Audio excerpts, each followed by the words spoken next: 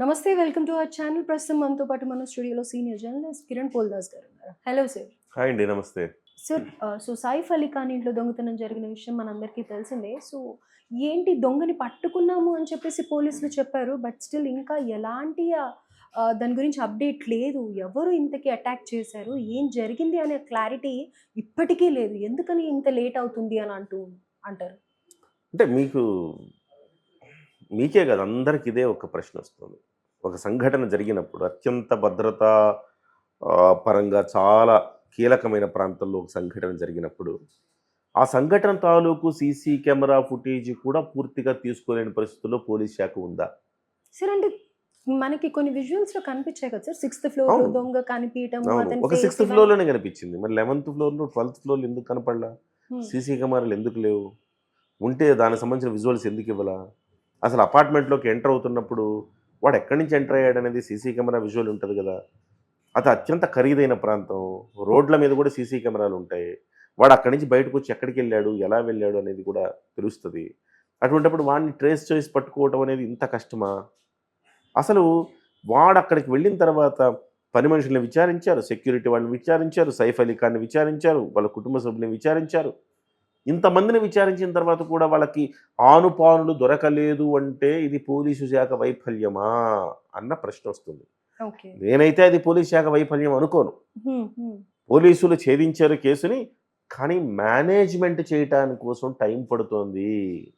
సరైన కథ అల్లటానికి ఒక టైం పడుతోంది అంటారు. సో అంటే మనకి ఇప్పుడు మీడియాలో వస్తున్న వార్తలు ఒక రకం, అక్కడ జరిగిన సిచ్యువేషన్ వేరేది అని అంటారా? మొదటి నుంచి మనం ఈ రెడ్ టీవీలో మాట్లాడుకుంటున్నాం. మొదటి నుంచి మనం ఏం మాట్లాడుకుంటున్నాం? ఇది యాదృచ్ఛికంగా జరిగిన ఘటన కాదు. పోలీసులు ఏం చెప్పారు? ఫస్ట్ ఒక అగంతకుడు వచ్చేసాడు, వాడు లోపలికి వెళ్ళిపోయాడు, వాడు పని మనిషితో వాగ్వాదం అవుతుంటే సైఫ్ అలీ ఖాన్ వచ్చాడు, సైఫ్ అలీ ఖాన్ వాడికి మధ్య వాగ్వాదం అయింది, ఘర్షణ నేపథ్యంలో కత్తి తీసుకుని 6 కోట్లు పొడిచాడు, తర్వాత పారిపోయాడు. ఇది డే 1 సంఘటన జరిగిన కొన్ని గంటల్లో పోలీసులు చెప్పిన కథనం ఇది. వాడు అగంతకుడా లేకపోతే ఇంకోట ఎలా తెలుస్తుంది? అసలు మామూలు అపార్ట్మెంట్లకే సెక్యూరిటీ టైట్గా ఉంటుంది, అది చాలా అత్యంత విలాసవంతమైన ఫ్లాట్. అది సద్గురు శరణ్ అని, అది విలాసవంతమైన ఫ్లాట్. ఒక్కొక్క ఫ్లాట్లో ఒక్కొక్క ఫ్లోర్లో డబుల్ అంటే డూప్లెక్స్ హౌసెస్ ఉంటాయి. 1-2 ఫ్లోర్లు కలిపి ఒక ఫ్లాట్, 3-4 ఫ్లోర్లు కలిపి ఒక ఫ్లాట్, అట్లా ఉంటుంది. సో ఒక్కొక్క ఫ్లాట్లో 5 బెడ్రూమ్లు ఉంటాయి. సో ఇందులో 12 అంతస్తులు మొత్తం. 12 అంతస్తులు అంటే కేవలం 6 మాత్రమే నివసిస్తుంటారు.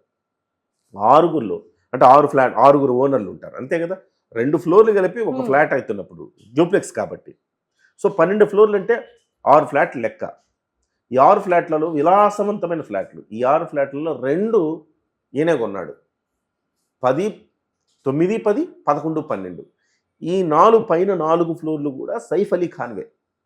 సైఫ్ అలీ ఖాను ఈ 11వ ఫ్లోర్లో ఉంటూ 11, 12 ఫ్లోర్లో ఉంటూ ఆ కింది ఫ్లోర్లో వాళ్ళ మొదటి భార్య కుమార్తె కుమారుణ్ణి ఉంచాడు అక్కడ. సారా అలీ ఖాన్ అలాగే ఇబ్రహీం అలీ ఖాన్, వీళ్ళిద్దరూ కింది ఫ్లోర్లో ఉంటారు, కింద ఫ్లాట్లో. పై ఫ్లాట్లో ఈయన ఉంటాడు. సో ఈయన, కరీనా కపూర్, 2 పిల్లలు వాళ్ళకి. సో మొత్తం 5 బెడ్రూమ్లు ఉంటాయి ఇక్కడ. మొత్తం 7 సెక్యూరిటీ సిబ్బంది, వీళ్ళు కాక సైఫ్ అలీ ఖాన్ పర్సనల్ భద్రతా సిబ్బంది, వీళ్ళు కాక మెయిడ్స్, ఇంతమంది ఉన్నారు. ఇంతమంది ఉన్నప్పుడు మీకు ఈ 12 ఫ్లోర్లకి సీసీ కెమెరాలు ఉండాలిగా. 6వ ఫ్లోర్లో మాత్రమే ఈ అగంతకుడు 6వ ఫ్లోర్లో నుంచి 12వ ఫ్లోర్ 11వ ఫ్లోర్లోకి వెళ్ళినట్టు ఎట్లా మనకి అర్థం? 11వ ఫ్లోర్లో ఘర్షణ జరిగింది, అక్కడ దాకా వీడే వెళ్ళాడని మనకి ఎట్లా తెలుస్తుంది? అయితే తాజాగా జరుగుతున్న 6వ ఫ్లోర్లో వచ్చిన ఫుటేజ్ ప్రకారం 1:37కి ఇతను ఎంటర్ అయ్యాడు. పోలీసులు అంతకుముందు చెప్పింది ఏంటి? 12 తర్వాత ఒక్కళ్ళు కూడా ఎంటర్ కాలేదండి, సంఘటన 2 గంటలకు జరిగింది అంటే అంతకు 2 గంటల ముందు ఒక్కడు కూడా ఎంటర్ కాలేదండి అని చెప్తున్నారు. అంటే విభిన్నమైన కథనాలు అల్లుతున్నారు పోలీసులు అనిపిస్తుంది. అయితే ఇక్కడ సైఫ్ అలీ ఖాను నేను గతం నుంచి కూడా చెప్తున్నట్టుగానే ఇది ఎక్కడో ఒక పెద్ద మిస్టరీ అయితే దీని వెనక దాగుంది. వాడెవడో వచ్చేసి యాదృచ్ఛికంగా జరిగిన ఘటన అయితే కాదు ఇది ఖచ్చితంగా దీని వెనక ఎవరో ఉన్నారు. ఇది ఫ్యామిలీ గొడవలు కావచ్చు, లేకపోతే వ్యక్తిగతంగా అతనుకున్న గొడవలు కావచ్చు, అతనికి తెలిసిన వాళ్ళే చేసిన పని కావచ్చు ఇది అని చెప్తున్నా నేను.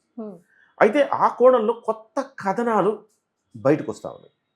అవి ఎంతవరకు ఏంటని చెప్పడం ముంబై మీడియాలో పెద్ద ఎత్తున గాసిప్ వస్తూ ఉంది. ముంబై మీడియాలో ఏం చెప్తా ఉన్నారంటే, ఈ కేర్ టేకర్ అతనికి తైమూరు జహంగీర్ అని ఇద్దరు పిల్లలు, చిన్నపిల్లలు. ఈ జహంగీర్కి ఎస్పెషల్లీ వాడు కిడ్ 3 years ఏమో ఉంటాయి. ఎస్పెషల్లీ వాడి ఆలనా పాలన చూడటం కోసం ఒక కేర్ టేకర్ ఉందట. ఈ సైఫ్ అలీ ఖాన్కి ఆ కేర్ టేకర్ తోటి సంబంధం ఉంది. సంబంధం ఉంది. అదే కేర్ టేకరు సైఫ్ అలీ ఖాన్ డ్రైవర్తో సంబంధం ఉంది. లవ్, ఇక్కడ లవ్ అక్కడ కొవ్వు రెండు ఉన్నాయి. సో ఈ త్రికోణపు లవ్వు కొవ్వు త్రికోణపు ఈ స్టోరీలో ఏం జరిగిందంటే, ఈ సైఫ్ అలీ ఖాన్ మీద కోపం పెంచుకున్న ఈ డ్రైవరే ఆ సైఫ్ అలీ ఖాన్ మీద దాడి చేశారని చెప్తున్నారు. సో ఈ అంశం పెరుగులాటకు దారి తీసింది. ఆ అమ్మాయికి వీడికి మధ్య పెరుగులాటకు దారి తీసింది. ఏరా నువ్వు ఈ అమ్మాయి పట్ల నువ్వు అట్లా చేస్తావంటే, నువ్వెవడివరా నువ్వు ఇట్లా చేసావు అని చెప్పి, సో మా మధ్య అనవసరంగా నువ్వు చూరి ఆ అమ్మాయిని నీ వశం చేసుకున్నావని వీడంటావు. ఇలా చేస్తే ఆ కిచెన్లో ఉండే నైఫ్ని తీసుకొచ్చి పొడిచాడని చెప్తాడు. అది విరిగిపోయింది కదా నైఫ్. విరిగిపోవడం అంటే సాధారణంగా హత్యకు వాడే నైఫ్లు అంతా విరిగిపోయే నైఫ్లు స్ట్రాంగ్ ఉంటాయి. ఈ కిచెన్లో నైఫ్ ఏదో తీసుకుని పొడిచాడు కాబట్టి అది విరిగిపోయింది అని చెప్తున్నారు. అండ్ ఇక్కడ ఉంది అది. సో వీడు అగంతకుడో దొండగుడో బయటోడో ఎవడో అయి ఉంటే గనక సైఫ్ అలీ ఖాన్ కొంచెం అలర్ట్గా ఉండేవాడు. మీరు ఆ ఫోటోలో చూస్తే వాడా కాదని మనకు డౌట్ ఉంది. బట్ సైఫ్ అలీ ఖాన్ చాలా అప్రమత్తంగా ఉండేవాడు. వీడు మన డ్రైవరే కదా, అలా వాడిని అదిలించి బెదిరించే ప్రయత్నం చేసేటప్పటికే వాడు ఒక్కసారిగా వాడు టక్నని తిరిగి పొడిచేశాడని చెప్తున్నారు. ఈ పొడవటంతో ఇది ఎక్కడ బయటకు పొక్కుతుందో, వాడెక్కడ ఇవన్నీ చెప్పేస్తాడో అన్న ఉద్దేశంతో కొంచెం స్లో డౌన్ అయిపోయింది ఎంక్వైరీ. పట్టుకున్నారు, కానీ బయటకి చెప్పాలంటే దీనికి వేరే కథనం అల్లాలి కాబట్టి ఇంకేదో కథనం అల్లి ఇదొక బయటవాడే చేసినట్టుగా సృష్టించి దానికి వాడికి ఏదో చెప్పి దాన్ని ఏదో మసిపూసి మారేడికాయ చేసి చేయాలి అనుకుంటున్నట్టుగా చెప్తున్నారు. సైఫ్ అలీ ఖాన్ అనేవాడే మామూలుడేం కాదు. సైఫ్ అలీ ఖాన్కి మంచి ఘన చరిత్ర ఉన్నది. సైఫ్ అలీ ఖాన్ బంగారు గోల్డెన్ స్పూన్తో పుట్టిన కిడ్, రిచ్ కిడ్. ఒక జమీందారీ ఫ్యామిలీ, ఒక రాజవంశానికి సంబంధించిన ఫ్యామిలీ. వాళ్ళ తాత ముత్తాతలు అంటే సైఫ్ ఏంటబ్బా పని మనిషితో నువ్వు కేర్ టేకర్తో అదే మీరు అడగాలి, అడిగితే నేను చెప్దాం అనుకున్నా, మీరు అడగలేదు, నేనే చెప్తున్నా. అలా కదా, అంటే అలా బాగుండదు కదా. అంటే సహజంగా సైఫ్ అలీ ఖాన్ అనుకుంటే బోల్డ్ మంది ఎవరు దొరకరు చెప్పండి. చాలా మంది పిచ్చ అభిమానులు ఉంటారు మన దేశంలో. మన హీరోకి మూర్ఖపు అభిమానులు ఉంటారు. సో కానీ చివరికి ఏంది పని మనుషులకి కేర్ టేకర్లు కూడా పాల్పడతారా అంటే, పూర్వకాలంలో రాజులు ఏం చేసేవారండి, దాసీలతో కూడా అట్లే అక్కడికే నేను కనెక్ట్ అడగకుండా రాజులు ఏం చేసేవారు, దాసీలతో కూడా కనెక్ట్ అయిపోతుండేవారు. అలా కదా అలవాటు అది. సో సైఫ్ అలీ ఖాన్ ఎక్కడి నుంచి వచ్చాడని చెప్తున్నా. సైఫ్ అలీ ఖాన్ ముత్తాతలు 1300 శతాబ్దంలో ఈ మహమ్మదీయ రాజులు వచ్చినప్పుడు వీళ్ళంతా ఆఫ్ఘనిస్తాన్ బ్రీడ్. ఇదంతా ఆఫ్ఘనిస్తాన్ నుంచి వచ్చి ఇక్కడికి దాడి చేసి భారతదేశాన్ని ఆక్యుపై చేసినప్పుడు అక్కడ సైన్యాధిపతిగా సైన్యంలో ఒక కీలకమైన పొజిషన్స్లో పనిచేసేవారట. పనిచేసినప్పుడు వీళ్ళు కూడా వచ్చేసరికి ఇక్కడ అంత బాగుంది, అంత నడుస్తూ ఉంది. ఇక్కడ మొత్తం కబ్జా చేశారు, కబళించారు, భారతదేశాన్ని ఆక్రమించి ఒక రకంగా బలాత్కారం చేశారు భారతదేశాన్ని ఆ సమయంలో. అప్పుడు బ్రిటిష్ వాడు వచ్చారు. బ్రిటిష్ వాడు వచ్చిన తర్వాత వీళ్ళు బ్రిటిష్ తొత్తులుగా మారిపోయారు. తొత్తులుగా మారిపోయి ఇంటర్నల్గా వాళ్ళకి సహాయం చేయడం మొదలుపెట్టారు. ఒక్కొక్క మహమ్మదీయ రాజును కొట్టుకుంటూ వెళ్ళటానికి వీళ్ళు ఇక్కడ వాళ్ళతో కుమ్మక్కై వాళ్ళకి సహాయం చేశారు. ఈ సహాయం చేసిన దానికి ప్రతిగా వీళ్ళకి పటౌడి అనే ఒక ప్రాంతాన్ని వాళ్ళు అక్కడ కట్టబెట్టారు. పటౌడి అనే ఒక ప్రాంతాన్ని మీరు ఓకే ఇది మీ రాజ్యంగా మీరు చూసుకోండి అని చెప్పారు. సో దానికి వీళ్ళ పటౌడీలకు రాజులుగా వ్యవహరించారు. రాజులుగా వ్యవహరించిన తర్వాత అక్కడి నుంచి వాళ్ళ వంశం అట్లా కంటిన్యూ అవుతూ వచ్చింది. హర్యానాలో దాదాపు దగ్గర ఒక 100 ఎకరాల విస్తీర్ణంలో 150 గదులతో ఒక పెద్ద బంగ్లా ఉంది వాళ్ళకి. ఆ బంగ్లాలో ఇవాళ షూటింగ్ చేయాలంటే పర్ డే 25 లక్షలు కాస్ట్. ఇవాళ దాని షూటింగ్లకు ఇచ్చేసాడు ఈయన. సో అది కావచ్చు, చుట్టుపక్కల ల్యాండ్స్ కావచ్చు, ఏముందండి వీళ్ళందరూ బయట నుంచి వచ్చేసి దోచుకున్న సొమ్మే కదండి. భారతదేశం అనేది ఒక బంగారు ప్రదేశం ఇది. మనుషుల్ని ఇబ్బంది పెట్టారు, మత మార్పిళ్లు చేశారు, దుర్మార్గాలకు పాల్పడ్డారు, ఊసకోతలకు పాల్పడ్డారు, దాష్టికాలకు వ్యవహరించారు. ఆ జాతి వీళ్ళది. ఓకే. ఈ సైఫ్ ఖాన్ అనే వాళ్ళ జాతి ఈ రకంగా భారతదేశాన్ని దోచుకున్న, బలాత్కరించిన జాతి వాళ్ళది. సో వాళ్ళ దగ్గర నుంచి వచ్చిన ఆ బుద్ధులు ఎక్కడికి పోతాయండి? ఎక్కడికి పోవు కదా. సో ఆ రకంగా అక్కడి నుంచి వస్తున్న నేపథ్యంలో ఇప్పుడు సైఫ్ అలీ ఖాన్ ఏంటి తెలుసా? 10వ నవాబు. ఓహో. ఇటీవల కాలంలోనే ఆయనకి వాళ్ళ నాన్నగారు 2011లో చనిపోయిన తర్వాత అఫ్కోర్స్ ఇప్పుడేం పప్పులు ఉడకవు కదా, కానీ చాలా కాలంగా వాళ్ళ పప్పులు ఉడికి పరిస్థితి ఏం లేదు. కాకపోతే ఆ డైనస్టీ అలా కొనసాగుతూ వస్తూ ఉంది కదా. ఇప్పుడు ఆ కొనసాగింపులో ఇతను 10వ నవాబుగా ఈ మధ్యకాలంలో 2016 ఐ థింక్ ఒక 5-6 ఏళ్ల క్రితం అనుకుంటా, ఈ మధ్యకాలం అతను పట్టాభిషిక్తుడు కూడా అయ్యాడు. ఓకే. రాజుల బలుపు అవి ఉంటాయి కదా. మన దగ్గర పనిచేసే ప్రతి దాసి మనకి ఎప్పుడు చెప్తే అప్పుడు మనతో ఉండాలి అనే ఒక బలుపు ఉంటుంది కదా. సో అది ఈయన కూడా ఆ కంటిన్యూ బలుపు ఈయనకు కూడా ఉంది. అందుకే ఈయన పుట్టిన తర్వాత లండన్లో అక్కడంతా చదువు వెలగబెట్టినప్పుడు చదువేం వెలగబెట్టలేదు ఈయన.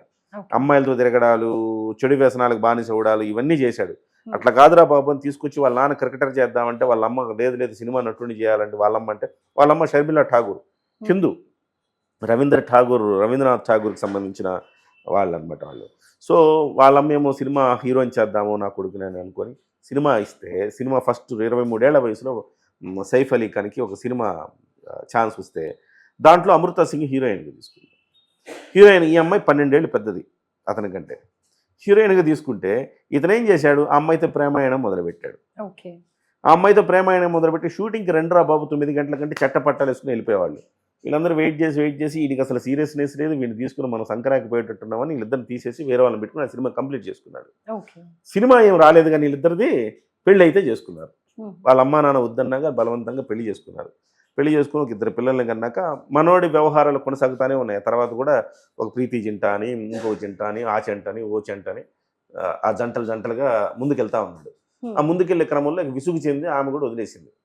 వదిలేసిన తర్వాత ప్రతి సంవత్సరం ఇంకొక జంటతో తిరుగుతూనే ఉన్నాడు వీడు. తిరుగుతున్నప్పుడు చివరికి కరీనా కపూర్ వాడికి కనెక్ట్ అయింది. కరీనా కపూర్ కూడా అప్పుడు చాలా ఫ్రస్ట్రేషన్లో ఉంది. షాహిద్ కపూర్తో బ్రేకప్ అయిన తర్వాత ఆ కసిగా ఉంది, ఇంకొకరిని వెంటనే ఎత్తుక్కోవాలన్న కసిగా ఉంది. ఆ కసిలో వీడు దొరికాడు.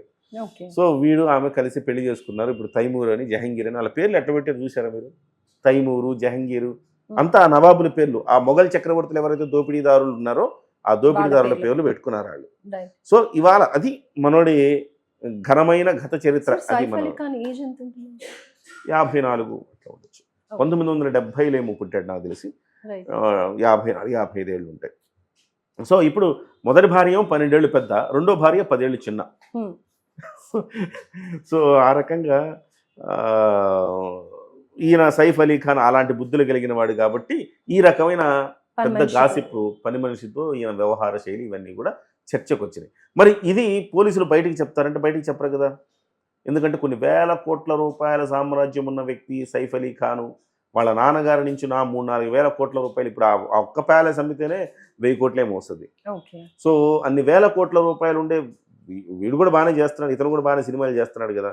సో అన్ని వేల కోట్లు ఉండే వాళ్ళు ఏదో ఒక రకంగా మేనేజ్ చేసి పరువు కాపాడుకోవడానికి ప్రయత్నం చేస్తారు కాబట్టి ఇవన్నీ బయటకు వస్తాయని నేను అనుకోను. కానీ ఇంటర్నల్ స్టోరీస్ ఇవన్నీ. బట్ ఏదో ఒక కాక్ అండ్ బుల్ స్టోరీస్ అల్లి ఈ కేసును మసిబూసి మారేడుకాయ చేసి ఫినిష్ చేస్తారు రేపు ఎల్లుండి. అంటే సుశాంత్ సింగ్ కేసులో కానీ కొన్ని బాలీవుడ్లో జరిగే కేసుల గురించి కూడా వాళ్ళు ఎగ్జాక్ట్గా రివీల్ చేయరు. బట్ ఇలాంటివి అయితే బయటకు వస్తూ ఉంటాయి, అవి చూస్తూనే ఉన్నాం. Right sir, thank you so much for the valuable information. Thank you.